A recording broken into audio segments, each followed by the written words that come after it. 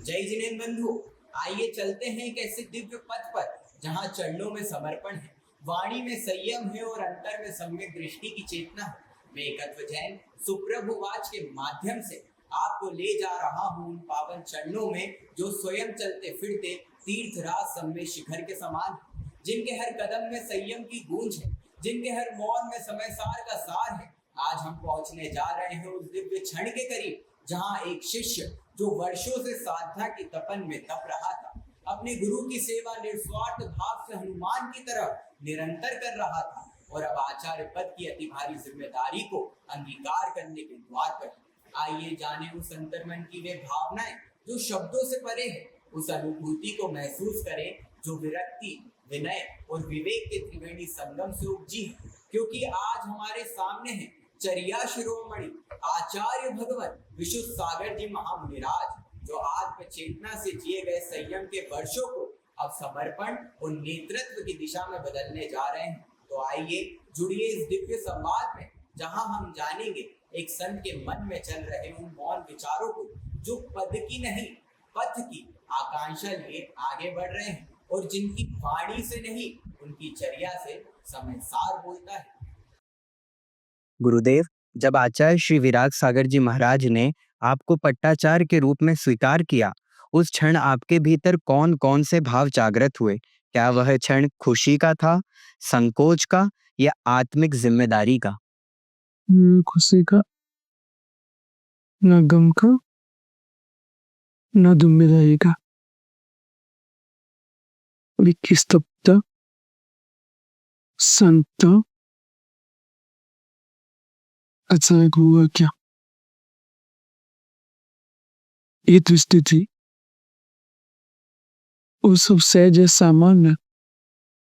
आज तस्वीर में प्रत्येक साधु को समझा के रखा। आचर पर देख रखे, हमें पर देख रखेंगे। हमारे प्रति गुरु भाई, गुरु बहन बहुत ज्ञानी, समझदार है, इसलिए हमको कोई जिम्मेदारी कम महसूस न हो। सभी अपने बल पर है, सुबह हमारे सहयोग। गुरुदेव, क्या आपने कभी सोचा था कि साधना की यह यात्रा आपको इतने महान पट्टाचार्य पद तक ले जाएगी, या यह सब प्रभु की इच्छा के रूप में स्वीकार किया आपने? प्रभु की इच्छा कोई होती नहीं, वो प्रभु इच्छा करता है। वो इच्छा करता हो वो होता नहीं, इसलिए इस सहज नियोग है पूर्व का पुरुषार्थ, वर्तमान का भाग्य और वो पूर्व से मालूम था क्या तो होने वाला है और क्या क्या होगा। गुरुदेव, आपको आचार्य विराग सागर जी से जीवन में सबसे महत्वपूर्ण कौन सा गुण सीखने को मिला, जिसे आप आज भी सबसे ज्यादा निभाते हैं? आचार्य सिंह के पास विशेष गुण था ज्ञान ध्यान में ले देना। निष्प्रमाद होकर प्रातः 3 बजे से जग करके शाम के 9 बजे तक अपने आप में साधना में कर ले रहे। खास वस्तु जो है जिससे मैं प्रभावित हूँ वो है उनकी ज्ञान धारा है, ज्ञान साधना है। उन्होंने इतने ग्रंथों का पारायण किया और पारायण कराया।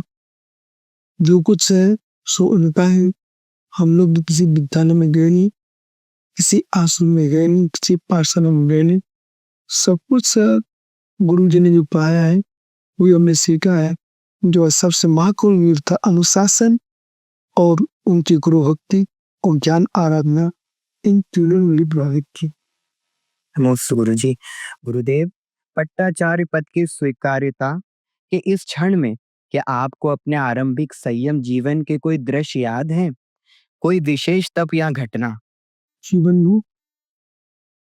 जीवनी घटना है और सब एक धारावाहिक चलते रहते। इस प्रबंध शिक्षा को रोकने की क्षमता किसी के पास नहीं, बस तो परिणामी अपरिणामी है।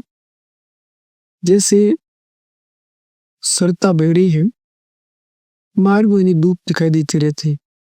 कहीं घाटियां, कहीं झाड़ियां, कहीं टीले, कहीं कंकड़। और पानी अपनी धारा में बहता रहता है, ऐसा ही जीवन है, उसमें अनेक रूप दिखाई देते हैं, लेकिन जीवन की धारा एक सी बहती रहना चाहिए। इसलिए ये पट्टाचार पद इसकी हमने कभी कल्पना नहीं की। आप पट्टाचार छोड़िए, हम तो आचार पद की कल्पना नहीं करते। कारण हमारी दृष्टि थी गुरु चरणों में रहना, उनकी सेवा करते रहने पर स्वाध्याय। गुरुदेव ने योग्यता देखी, उन्होंने सन के बाहर भेजा, उन्होंने योग्यता देखी, बुला करके पट आचार पर सौंपा। उन्होंने योग्यता देखी, उनके पास बहुत सारे शिष्य हैं और ऐसी कोई घटना घटती, हमारा जो विचार था मतलब उचित योग्य गुरु आए वो चुनते और मैं संग में भागी नहीं देता। कोई यूं सोचता कि मैं संभालूंगा पटवार को, संघ को, मैं खुशी खुशी से उनके साथ रहता और हमारे अंदर निर्णय थे, यदि कोई हमसे पूछता तो मैं उन निर्णयों को घोषित करता। पर आज से उतना विश्वास था, उनको जैसे शिष्य पर आस्था और गुरु के प्रति शिष्य की, गुरु को भी अपने शिष्य के प्रति आस्था रहती। इतना बड़ा विश्वास था, उनकी आत्मा, उनके ज्ञान में एक न देह बन के आया। उनका विश्वास किया कि ये उन्हीं के शब्द है कि विशुद्ध साबरी योग है। ये योग्यता हमारी नहीं, ये गुरु की दृष्टि की योग्यता है। जी गुरुदेव। गुरुदेव, आप इस पूरे आयोजन को कैसे देखते हैं? क्या यह केवल एक परंपरा है या गुरु शिष्य परंपरा का दिव्य पुनर्जन्म? ये वैसे सामान्य विशेष देखिए, ये दृष्टि गुरु प्रशासक हरि तीर्थंकर परंपरा है, केवली परंपरा है, शुद्ध केवली परंपरा, शुद्ध परंपरा है।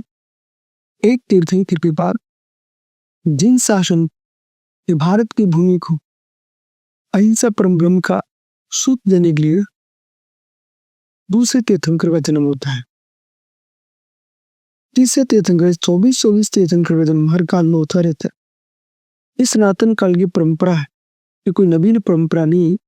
इसलिए वर्तमान में जब शुरू केवली परंपरा समाप्त हुई तो आचार परंपरा आरंभ होती रही और यह है हमारी परंपरा अनादि काल चली आ रही है कि गुरु अपने शिष्य को अपना भार सौंप करके निर्विकल्प समाधि को प्राप्त करते हैं। आज श्री राम सागर भारत जी विश्व को वर्तमान काल में एक दृष्टांत उदाहरण प्रदान किया कि अपना पद छोड़ करके निसंग होकर के निर्विकल्प संलिग्न को प्राप्त किया। इसमें जिन शासन की परंपरा विच्छिन्न हो, जो साधु साध्वियां हैं वे अनाथ न हो और अनुशासन की धारा से बाहर न हो। स्वतंत्रता होना आवश्यक है, स्वतंत्रता होना आवश्यक नहीं है। इसलिए भगवती आराधना मल्लकंडिका जैसे ग्रंथों में उल्लिखित किया है, आचार्य अपने जीवन जीते ही जीते अपना पद भार सौंपते हैं। ये आचार्य विराट सर का दृढ़ संकल्प और दृढ़ सोच और उनकी विज्ञता का प्रतीक है। इसके साथ साथ लोगों को मालूम चल गया कि आचार्य विराट सागर निमित्त ज्ञानी जी थे और क्यों नहीं होंगे। उनके गुरु आचार्य विमल सागर महाराज जी महानिमित्त ज्ञानी, उनके गुरु आचार्य महावीर कीर्ति महाराज अष्टारह वासव ज्ञाता महाज्ञानी आचार्य आदि सागर महाराज जी अपने आप में विराट ज्ञानी जी थे। इसलिए उनको परंपरा से प्राप्त जो ज्ञान है, उस ज्ञान के अथाह ज्ञान के विकास में आचार्य विराट सागर महाराज को इतना विशालता प्रदान की है। उस विशालता का ही कारण है उन्होंने अपने सामने ही किसी को किम और क्या करने का अवसर ही नहीं दिया। नमोस्तु गुरुदेव पारंपरिक।